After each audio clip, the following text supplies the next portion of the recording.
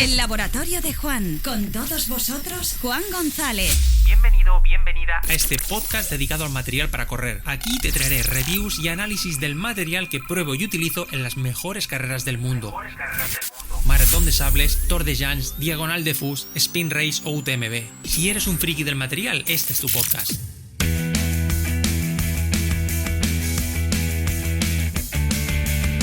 Muy buenas, ¿qué tal? Bienvenido, bienvenida otra semana más a este tu podcast de material, tu podcast de trail running. Hoy no te hablaré de ningún modelo en concreto, de ningún producto, ni analizaré nada en particular, sino más bien quería compartirte una pequeña reflexión.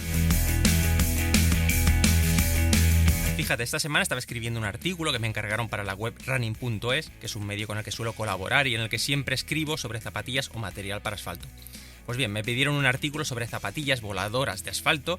Y bueno, ya se sabe, el temor de todo escritor o pintor es la hoja o lienzo en blanco. Ojo que digo escritor para que me entiendas, que yo ni soy escritor ni periodista, pero bueno, la cuestión es esa, es estar ante una hoja en blanco y empezar a dar forma a una idea preconcebida en este caso, al ser un encargo, pero que tienes en la cabeza. Obviamente conozco el tema, sé de lo que voy a escribir o hablar, pero que tienes que darle forma, darle un hilo argumental, una coherencia para no escribir ideas inconexas, lógicamente. Al final has de crear algo que no existe y que la audiencia o el lector en este caso le sea útil, le sirva de algo, que se saque un provecho y obtenga un conocimiento o una información que esté buscando quizás.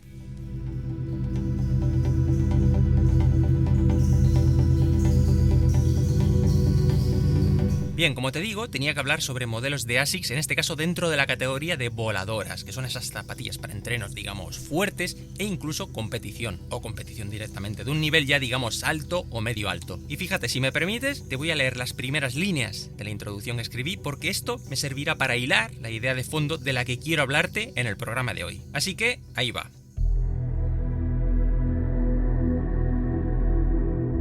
El club de los 250 euros, esa selecta élite que se vanagloria de llevar traje ligero y carbón a tutiplén. Un club que ha ido creciendo en membresía con una enorme legión de parroquianos, por lo que se sabe observado, imitado y deseado. El deseo, cuanto más prohibido, más se anhela. Somos primarios, en forma y en el fondo. Los de Oregón abrieron oficialmente la veda del carbono con montones de dinero mediante para eventos, carísimas retransmisiones y saraos, chapoteando en ese sitio donde mejor se manejan, el marketing, y de aquellos barros, estos lodos. O al revés, tanto da. Nike ha sido la marca que, guste o no, ha marcado el camino a seguir y por donde todo el sector del calzado deportivo ha tenido que hacer sus incursiones con mayor o menor acierto de algún modo y a marchas forzadas. Era cuestión de observar qué estaba funcionando e intentar mejorarlo. Ahí es nada. Hace años, recuerdo que pocas marcas tenían modelos de entrenamiento de 180 euros en catálogo. Ahora, todas tienen el suyo. ¿Alguien pensaba que con el carbono no iba a suceder lo mismo? Nada nuevo bajo el sol.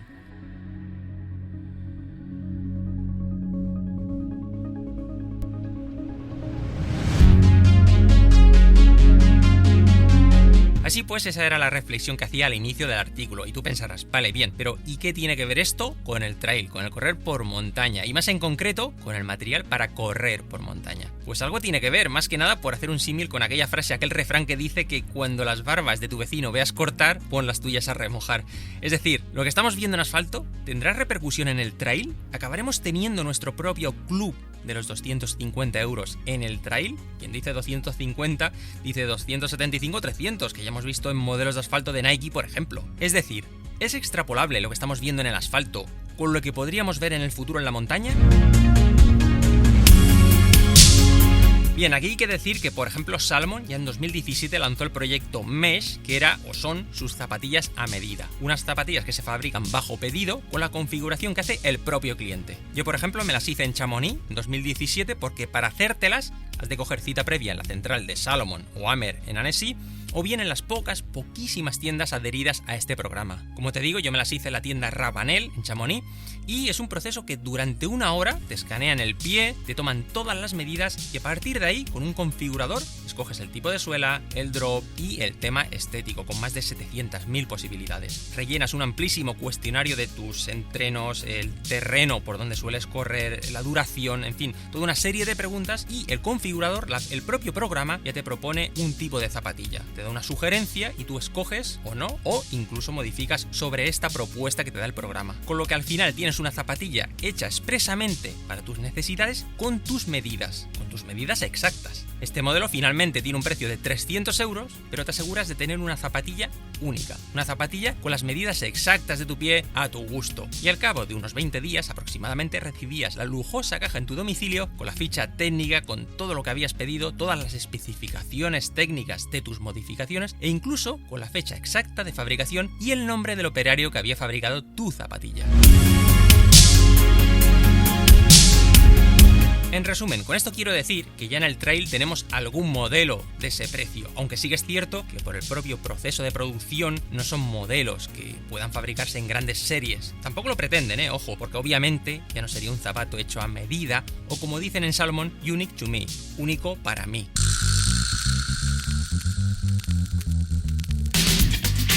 El tema es que parece que las demás marcas, como suele decirse, no han querido entrar al trapo de situarse en según qué precios. De hecho, lo normal en nuestro sector son modelos posicionados en torno a los 140 €. Y en ese precio tenemos todas las grandes superventas. Por ejemplo, Brooks, Cascadia y Caldera, New Balance Hierro, Hoka Speed, Go, Saucony, Peregrine, Merrell Rubato y Agility Peak, etc. Es decir, las grandes superventas las tenemos en unos precios oficiales, digamos, razonables, que siempre encontramos tanto en tienda física como online con algún descuento. Y ya en un segmento superior, más premium, digamos, tenemos modelos en torno a los 170, 180 € como por ejemplo la gama Lab de Salomon, la Ultra Olympus o Saucony Showdoos. Por tanto, el trail lleva años de retraso en este sentido para posicionarse en esa gama alta o muy alta, o sencillamente es un tipo de calzado que no encaja.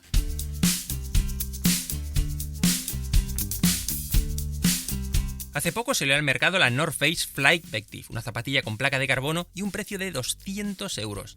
Por lo tanto, a fecha de hoy sería la zapatilla de trail más cara fabricada, digamos, en serie. Una apuesta valiente, la verdad, por parte de North Face, y que veremos primero la aceptación que tiene, que está siendo bastante contenida por el momento, y segundo, si el resto de marcas secundan esta iniciativa. Yo, como siempre digo, aplaudo a esas marcas valientes, disruptivas, que se atreven a innovar, a arriesgar, a salirse de los estándares normales y a explorar nuevos caminos, con productos que abren un nuevo segmento y que, ojo, también posiblemente creen nuevas necesidades que posiblemente no tenemos, pero que sirven para descubrir, también para aprender y hacerlo innovando, que al final es necesario.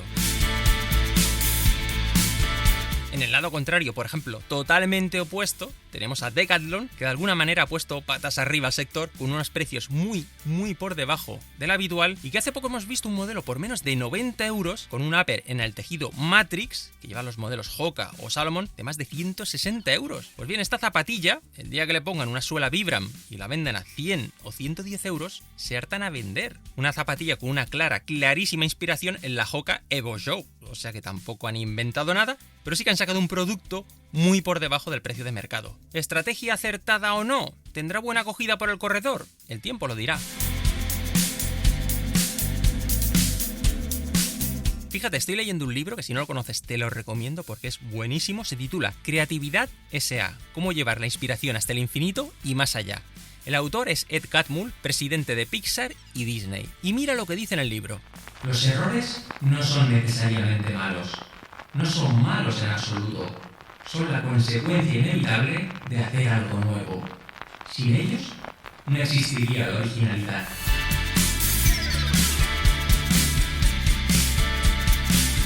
Así que, poco más que añadir, ¿verdad? Al final es entender si el mercado está preparado. Por ejemplo, yo creo que el público de asfalto es más receptivo a este tipo de productos, a este tipo de innovaciones. ¿Por qué? Porque ven que realmente pueden mejorar sus tiempos, pueden mejorar su marca personal. Y en montaña al final, pues se tiene ciertas dudas sobre según qué beneficios y si son reales. Y por tanto, saber si esas propuestas calarían entre el público de cara a hacer ese mayor desembolso.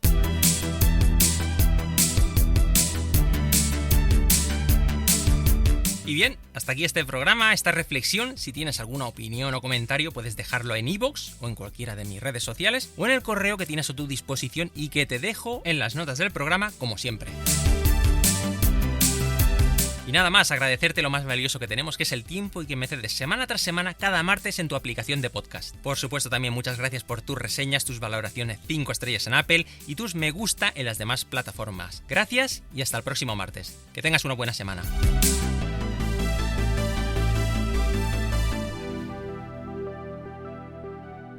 Y recuerda, este podcast no es dogma, es opinión e información, pero la decisión final es tuya.